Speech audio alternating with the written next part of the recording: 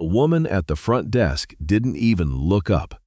That was the first thing Petra Halvorsen noticed when she walked through the glass doors of the Meridian, one of the most expensive hotels in downtown Toronto. 22 floors of polished marble and quiet money, with her mother beside her and her younger brother trailing behind, carrying a garment bag over one shoulder.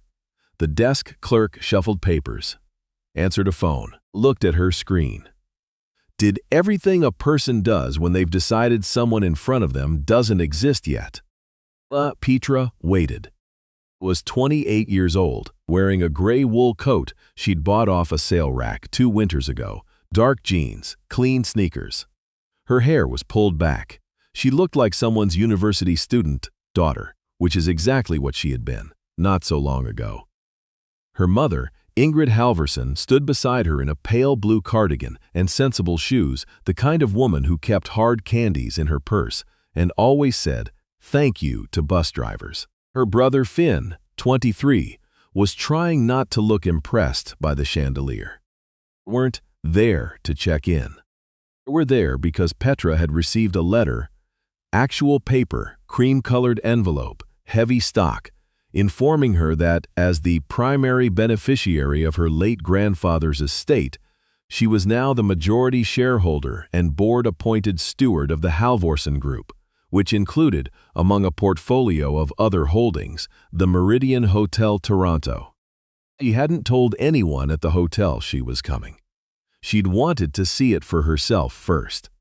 Just a quiet visit, a look around. She'd read her grandfather's files for 3 weeks straight, learned the occupancy rates, the staff turnover numbers, the maintenance complaints, the TripAdvisor reviews that mentioned a front desk that could stand to be a little more welcoming. She'd wanted to understand what she was walking into. Understood it now. "Excuse me," Petra said. The clerk looked up. Her name tag said Renata. She was somewhere in her 40s, and she had the particular expression of someone who has sorted people into categories before they've said a single word. "You have a reservation?" Renata asked. "We're not checking in," Petra said. "We're just here to look at the property." Renata's eyes moved, briefly, efficiently, from Petra to Ingrid to Finn and his garment bag. Something shifted in her face. Not quite a sneer, something more practiced than that. The kind of expression that stays just inside the line of plausible deniability. "This is a private hotel," Renata said. "The lobby and restaurant are for guests and members of our hospitality program only."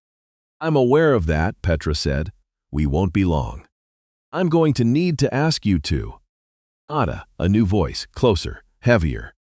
The man who appeared from the corridor behind the desk was broad-shouldered and moving with the particular purposefulness of someone who'd been watching from a distance and decided to intervene. His name tag read Director of Guest Experience, Clifton Marsh. He was somewhere in his mid-50s, silver at the temples, suit pressed so sharply it looked structural. Looked at Petra the way Renata had, but he didn't bother with the practiced neutrality. His face said what his words hadn't yet. "Can I help you find somewhere?" he said. "Not help you, not assist you, somewhere." The word did its quiet work. "You're fine," Petra said. "This is a private establishment," Clifton said, moving around the side of the desk now, positioning himself between her and the rest of the lobby. "I'm going to have to ask your group to wait outside while I confirm whether you have any bookings with us." Finn looked at Petra. Ingrid said nothing. She'd been quiet since they walked in, and Petra knew that particular quiet. It was the quiet her mother held on to when she didn't trust herself to speak. "Don't have a booking," Petra said. "We're here to look at the property." To look at it." "Essie, that's right." Clifton's expression shifted into something that wanted to be patient but wasn't. "Ma'am, I don't know what that means exactly. This isn't a museum.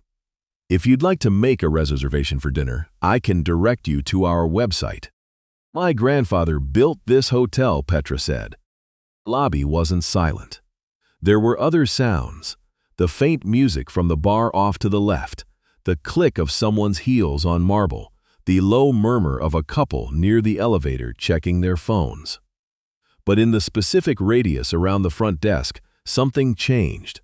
Renata stopped pretending to look at her screen. "Your grandfather," Clifton repeated. "Henrik Halvorsen," Petra said. "He opened this property in 1987. He passed away 11 weeks ago. I'm the majority shareholder." Petra had expected that to land like a thunderclap. She would have been disappointed. Clifton didn't crumble. He didn't apologize. What he did was worse in a way. He smiled. A slow, managing kind of smile. The kind reserved for people you've decided are confused or lying or both. "That's quite a claim," he said. "Not a claim," Petra said. "It's a fact. I'm sure you understand that I can't simply take someone's word for that without." "Of course," Petra said. She reached into her coat pocket and took out her phone. She opened an email, turned the screen toward him. It was from Whitmore & Associates, the law firm handling the estate. An introduction letter typed on letterhead with her name and a reference number. "You can call them directly. The number is at the bottom. Ask for the file number." Clifton looked at the screen.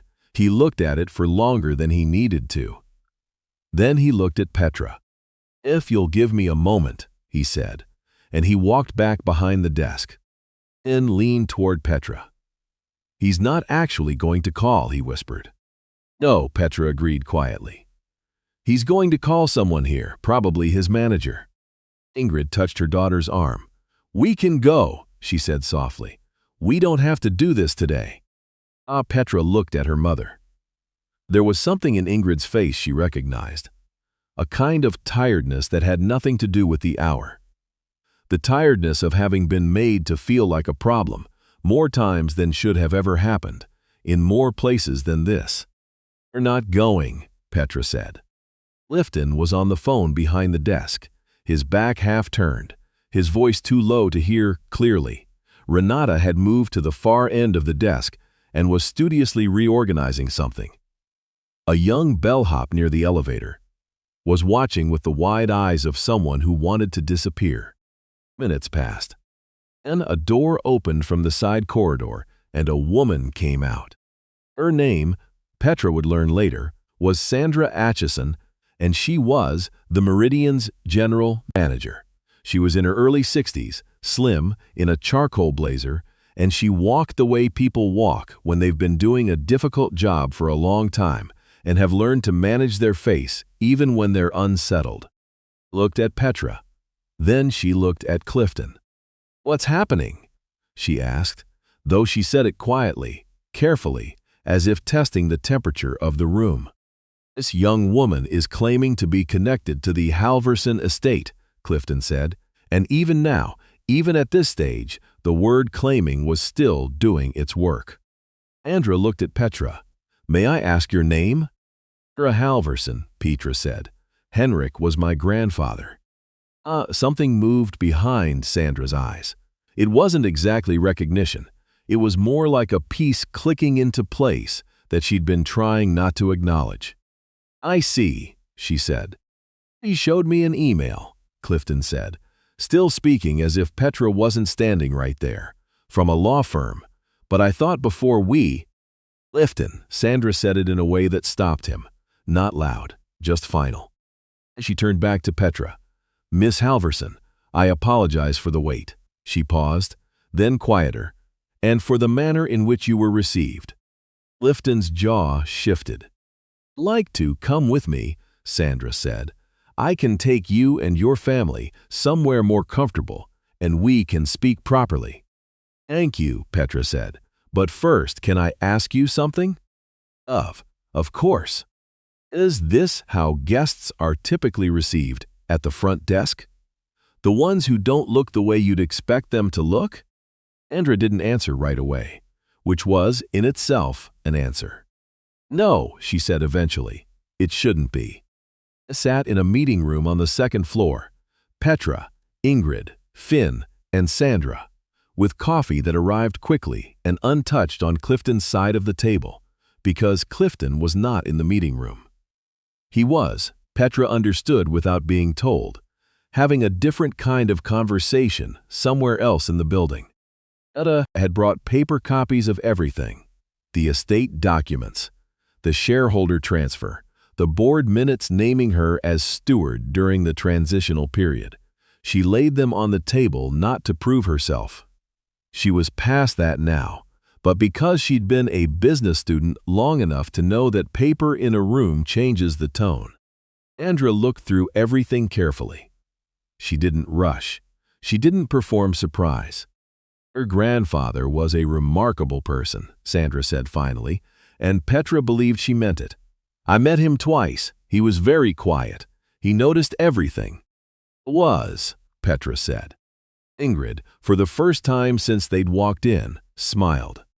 I should tell you, Sandra said, folding her hands, that what happened downstairs. I won't minimize it. Clifton has been with this hotel for 14 years, and I think we both understand what was driving that interaction. I'd like to understand what your process is, Petra said. When a guest complains about that kind of treatment. Sandra paused. Currently, a formal incident report, review by HR. And historically, before today? Another pause, smaller, more careful. That's worth examining, Sandra said. It was not a satisfying answer. It was, however, an honest one, and Petra had learned. From her grandfather's files, from 3 weeks of reading what the hotel had been and what it had quietly become, that honesty in this building was not as common as the marble floors suggested. They spent 2 hours in that room. Petra asked questions. Sandra answered them. Finn took notes on his phone. Ingrid drank her coffee and said very little, but when Sandra at one point mentioned that the staff retention rates in housekeeping had dropped significantly in the past 3 years, Ingrid said, simply, "That's where you look first," and Sandra looked at her with something close to respect. Walked the property after. All 22 floors. The restaurant where the lunch service was winding down. The fitness center on the 8th floor. The event spaces on the mezzanine level. The laundry facilities in the basement, where 3 women who had been at this hotel for more than a decade looked up from their work and smiled at the visitors, without knowing who they were, because they were the kind of women who smiled at people. Petra thought about her grandfather. Henrik Halvorsen had come to Canada from Norway in 1971 with not much of anything, and he had built something slowly, carefully, over 50 years, had chosen her to steward it next. She wasn't sure she was ready. She wasn't sure she was supposed to feel ready, but she was sure, with a clarity she hadn't expected to feel today, standing in a laundry room in a hotel she technically owned, that she knew what the work was. They passed back through the lobby on their way out. The front desk was quiet. Renata was not there. The young bellhop from earlier was, and he held the door open for them and said, "Have a good afternoon," and meant it. Petra stopped just outside the glass doors. The afternoon air off Lake Ontario was cold and clean. "How are you feeling?" Finn asked. She thought about it. "Like I understand what needs to change," she said. Sandra Atchison called Petra the following morning at 9. She had spoken with HR and with the board liaison. Clifton Marsh had been suspended pending a formal review. Renata had received a documented reprimand and been placed on a performance plan. Sandra wanted Petra to know before she heard it through anyone else. Thanked her. She meant that too. Spent the rest of that morning at her kitchen table with her grandfather's files open in front of her. The original vision documents, the employee handbooks from 1987 and 1994 and 2003, each one a little thicker, a little more formal, a little further from the handwritten note she'd found, clipped to the inside of the oldest folder. Henrik's handwriting. In Norwegian, but she'd had it translated. Hotel is not a building. It is a decision you make every hour about who belongs. Read it 3 times. Then she opened a new document and started writing. There are people who walk into rooms and the room rearranges itself around them, not because of how they look or what they're wearing, but because of something they carry that can't be faked. Petra Halvorsen was 28 years old, and she wore a gray sail rack coat, and she didn't raise her voice once in that entire lobby. Not once. And somehow the room rearranged itself anyway. And that's worth paying attention to. Because Clifton Marsh had 14 years and a pressed suit and the full weight of institutional authority behind him, and none of it was enough. None of it was ever going to be enough, in the end, against someone who simply knew who she was. You never know who you're going to meet. You never know whose building you're standing in, but more than that. And this is the part that actually matters. You never know who a person is from how they look walking through your door. The only thing you ever actually know in that first moment is how you choose to treat them. There, Clifton chose. Had 14 years to make a different choice. And in the moment, it mattered. He made the same one he'd probably been making for a long time. Petra Halvorsen built a hotel. Petra Halvorsen walked into it in a gray coat and clean sneakers, and she started building something better. That's the whole story, really. Everything else is just marble floors. I keep thinking about the moment. Petra didn't raise her voice. Not when Renata looked through her like she wasn't there. Not when Clifton positioned himself between her and the rest of the lobby, using his body the way people use bodies when they've decided someone needs to be managed. Not once through any of it. She just stood there in her gray coat and answered every question steadily, and the room, eventually, had no choice but to reorganize itself around her. I've watched people handle that kind of moment badly. I've done it myself. The anger comes up fast, and it feels righteous because it usually is righteous, and so you let it out, and suddenly the conversation is about your reaction instead of what caused it. Clifton would have loved that. 14 years of practice reading rooms, he knew exactly how to use someone else's anger as an exit door. Petra didn't give him the exit. That's what I mean when I think about what real character looks like under pressure. It's not about being the bigger person in some passive, self-erasing way. It's sharper than that. It's knowing what you're doing and why, and not letting someone else's bad behavior pull you off course. Petra had documentation. She had a phone with a lawyer's number on it. She had 2 hours of questions prepared and a lifetime of her grandfather's files in her head. Walked in ready, and she stayed ready, and that readiness, that clarity of mind, is what Clifton's 14 years of authority couldn't touch. Then there's the part that doesn't get talked about enough. After the meeting, after Sandra Aschessen made the calls and Clifton was suspended, Petra went home and opened the old files again. She didn't celebrate, didn't post about it. She sat at her kitchen table and started writing because she understood that what happened in that lobby wasn't a one-time event. It was a symptom, and symptoms point to something underneath, and something underneath means there's actual work to do. That's the part that stays with me. Justice without follow-through is just a story. Petra made it into a plan. I think about Petra Halvorsen, who came to Canada in 1971 with not much and built something over 50 years through.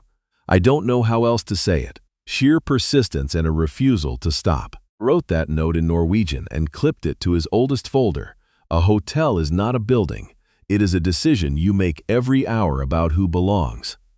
He knew, understood that the thing you build reflects the choices you make when no one's watching, and also when everyone is. Petra inherited that. Not just the buildings, the understanding. What Clifton had was position. What Petra had was something that position can't give you and can't take away. The kind of integrity that holds when someone is actively trying to diminish you, and the kind of mind that turns a painful morning into a blueprint for change. Those things don't arrive fully formed. They're built the same way Henrik built his hotels. Slowly, carefully, one decision at a time. That's the whole inheritance, really. The marble floors are just the surface.